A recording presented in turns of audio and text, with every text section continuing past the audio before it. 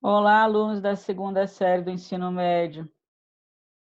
Vamos hoje para mais uma videoaula. Hoje eu vou gravar para vocês uma videoaula sobre o capítulo 21 do livro Sociologia para o Ensino Médio, da editora Saraiva, sobre mudança e transformação social.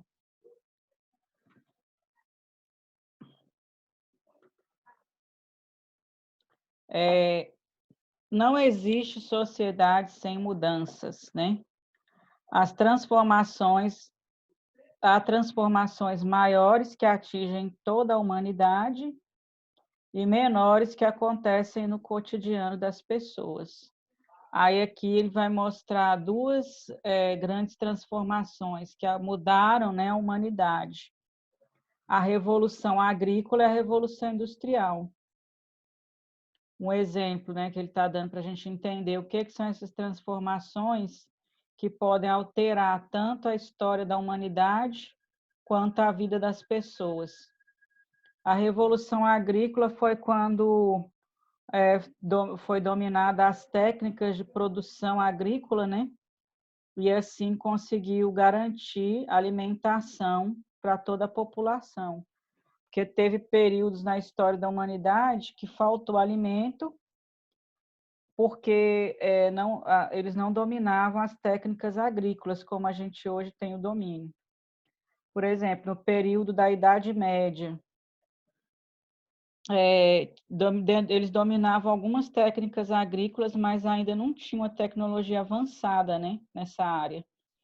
Então, por exemplo, quando tinha um inverno muito rigoroso, faltava alimentos, né, para a população, e as pessoas ficavam anêmicas. Aí, se ela tinha uma doença, poderia até falecer, né, por causa da fraqueza, falta de alimentação. As crianças, né, às vezes morriam ainda na infância, porque não tinha alimentação adequada. Hoje a gente tem as técnicas de produção agrícola, né? Só que a produção de alimentos está relacionada com a desigualdade social, né? O acesso aos alimentos. É possível produzir alimento para toda a população, né, do planeta, só que a distribuição desse alimento está ligada com a questão econômica, com a desigualdade econômica, né, e social. E a Revolução Industrial ocorreu no século XVIII, ela começou na Europa, na Inglaterra, né, no século XVIII, só que essas revoluções, elas ainda não acabaram, elas estão acontecendo ainda, está em processo, que é a Revolução Agrícola. Hoje a gente tem os pesticidas, né, agrotóxicos, eles ainda vai sofrer mudanças ainda no processo de produção agrícola. No futuro, não vai ser como é hoje. Então, ainda está em processo a revolução agrícola. A revolução industrial também. Hoje a gente está na terceira etapa da revolução industrial. A primeira etapa foi o começo, né, no século XVIII, quando criaram as primeiras máquinas. Essas máquinas elas eram movidas a carvão, motor a vapor de água, né? Aí, com a segunda revolução industrial, foi quando foi implantada as máquinas mais bem elaboradas e que usava energia elétrica. E a terceira revolução industrial é considerada quando a gente começou o processo da informática, né, das máquinas robotizadas. Então, ainda está em curso, porque já tem sociólogos que já estão falando que nós estaremos entrando numa quarta etapa da Revolução Industrial. Então, aqui, ó, hoje muitas mudanças são provocadas pelo desenvolvimento acelerado das tecnologias, mas não conseguimos enxergar todos os seus efeitos em nossas vidas. Aí, no momento que a gente está vivendo, né, essas mudanças, muitas vezes a gente não se dá conta. E aí, posteriormente, que vai ser analisado, né? Igual o processo da Revolução Industrial. Hoje que a gente percebe que ela mudou a história da humanidade, porque criou a produção em massa de mercadorias, o consumo, o capitalismo se consolidou, né?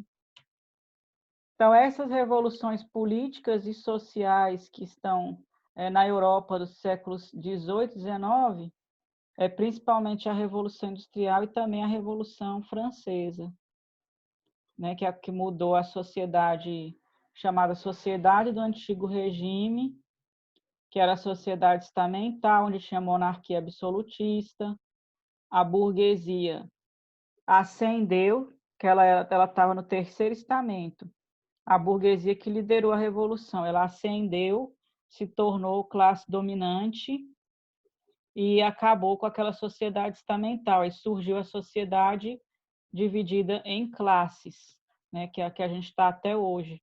E o Karl Marx, lá no século XIX, classificou duas classes, proletariado e burguesia. Proletariado era a classe explorada e burguesia a classe dominante que tinha tido sua ascensão após a Revolução Francesa, né? A sociologia nasceu da crise provocada pela degradação do sistema feudal e pelo surgimento do capitalismo.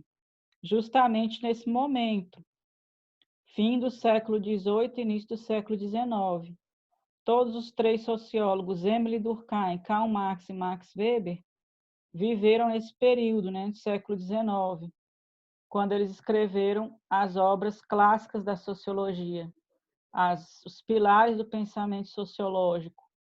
E qual era a base deles? Era essa sociedade onde tinha acontecido a Revolução Industrial, o surgimento do capitalismo, consolidação do capitalismo, e o fim daquela sociedade estamental e o surgimento de novas relações sociais, né? As transformações e crises nas diversas sociedades são objeto da sociologia. Sempre essas transformações vão estar sendo estudadas, né, para compreender a sociedade e a história. No século XVIII, o iluminismo. No século XIX, a ideia de progresso ocupou um lugar destacado e permeou o pensamento de muitos autores. O que era essa ideia de progresso? Porque, como estava tendo grandes avanços tecnológicos, né, eles criaram uma ideia de que a humanidade estaria evoluindo, né, um evolucionismo, e que com o progresso, com a tecnologia, com a ciência, todos os problemas da humanidade seriam resolvidos e a sociedade estaria evoluindo, indo para um estágio de maior perfeição do que eles estavam, né? Só que hoje essa ideia de progresso ela ainda prevalece? Não, porque a gente sabe que a sociedade ela vai se transformando, vão acontecendo as mudanças, as revoluções, mas não é necessariamente uma evolução. São mudanças que vão acontecendo ao longo do processo histórico, mas não significa que está indo de um ponto de imperfeição para um ponto de perfeição, que seria evoluindo, né? Porque hoje, por exemplo, nós temos a produção de mercadorias em massa que não existia antes, né? Naquele período lá no século XIX. Temos a tecnologia, produção industrial, tudo isso, mas surgiram outros problemas que não existiam naquela época.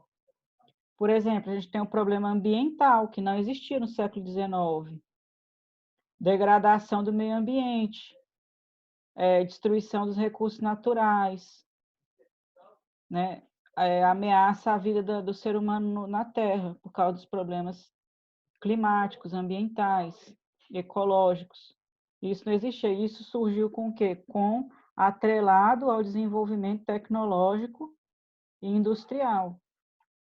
Então, vai surgindo novos problemas que não existiam antes, né? Hoje a gente produz alimento, produz tonelada de soja, de alimentos, né?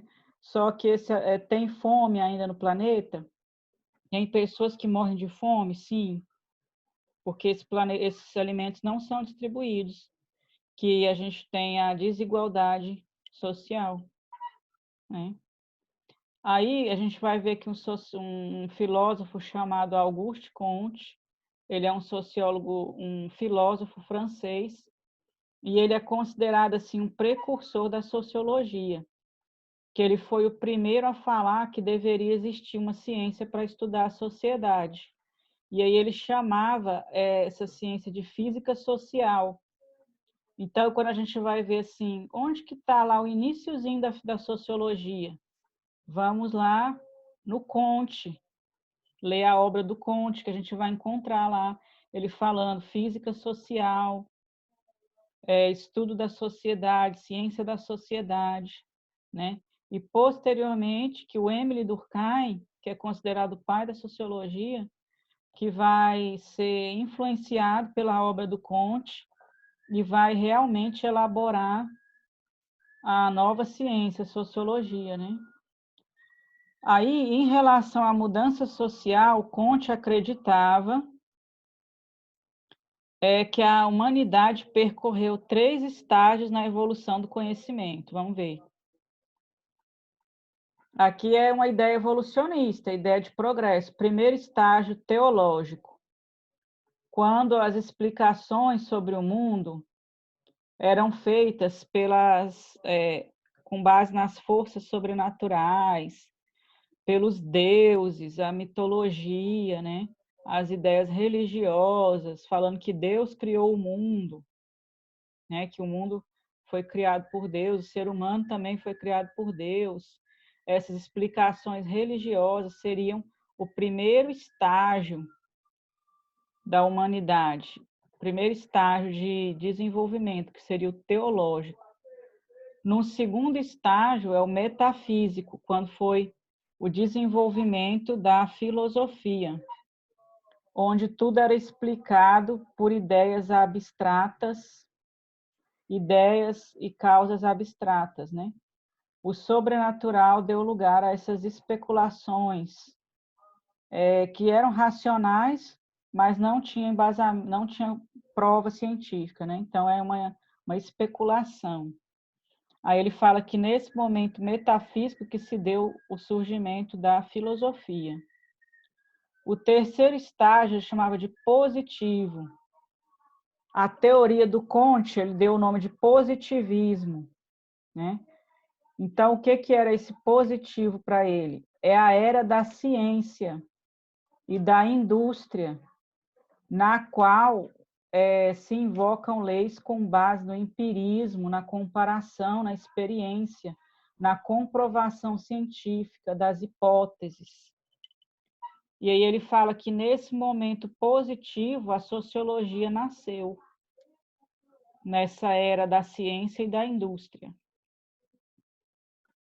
né? Aí aqui a imagem, né, dos 3 estágios. Primeiro lá, religião, filosofia e depois a ciência.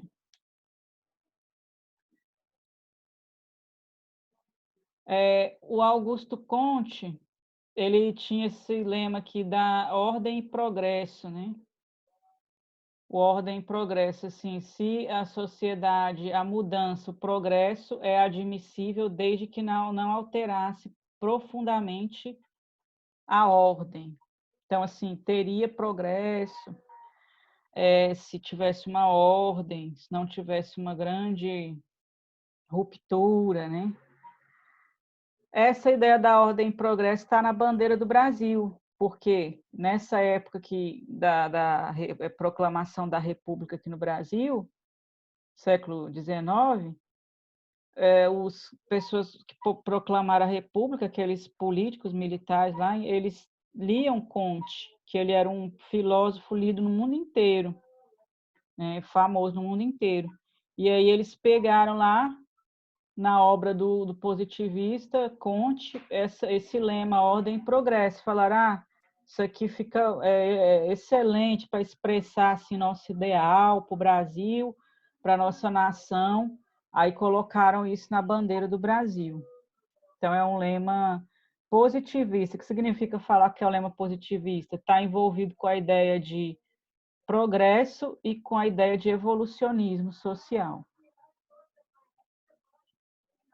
Agora, o que que o Karl Marx, por exemplo, um clássico da sociologia, fala sobre as mudanças sociais e as revoluções? Vamos falar na análise que ele fez sobre a Revolução Francesa.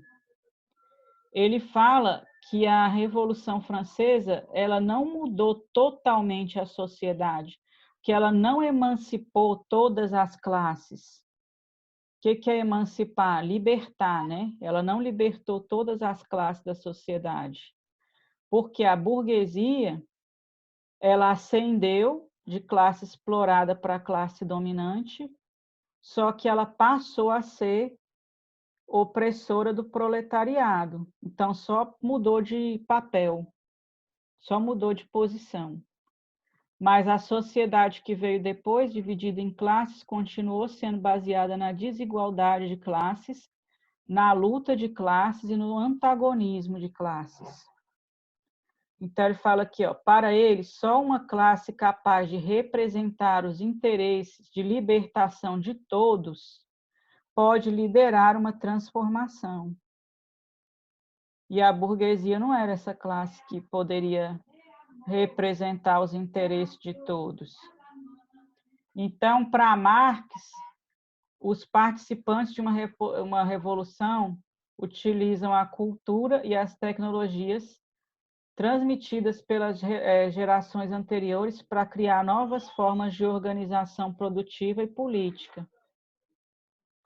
Então, eles acabam com a forma de organização para substituir por outra, mas que continua repetindo o mesmo sistema de exploração e de antagonismo entre classes. As revoluções só seriam possíveis por meio da violência, pois os que detinham o poder jamais abririam mão dele pacificamente. Por que ele fala isso? Que lá na Revolução Francesa, né, as pessoas eram executadas na guilhotina, né? Teve o período do terror, onde milhares de pessoas foram guilhotinadas. Até o Robespierre, né, que era um líder da Revolução, no fim ele acabou sendo executado também. Ele que ordenou a execução de várias pessoas que eram contra-revolucionários, ele acabou sendo executado também. Então ele fala que isso é próprio da Revolução, que acontece a violência mesmo, né? Nos processos revolucionários, que não tem como ser pacífico. Revolução Russa também, né? Teve violência, né? Em 1917. Todas as revoluções, né? Agora que esse sociólogo francês Robert Castel, no livro As Metamorfoses da Questão Social, ele diz: a teoria marxista atribuía ao proletariado poder revolucionário, né, que o Karl Marx dizia. A constituição de uma força de contestação e de transformação social supõe a reunião de pelo menos 3 condições: uma organização estruturada em torno de uma condição comum, a posse de um projeto alternativo de sociedade e o sentimento de ser indispensável para o funcionamento da máquina social. Então, para que essa classe que vai fazer a revolução tenha o poder de transformar a sociedade, ela teria que ter essas 3 características aqui. E aí ele analisa, esse sociólogo Robert Castel, que o movimento operário teria essas 3 características, essas 3 condições para fazer uma transformação social. Eu vou parar por aqui. Na próxima aula. Nós vamos continuar aqui o capítulo 21, Mudança e Transformação Social. Aí nós vamos falar aqui o que é a mudança e a transformação social para o Émile Durkheim. E depois nós vamos ver a mudança e transformação social no Brasil, especificamente. Vamos parar por aqui. Bons estudos e boa semana.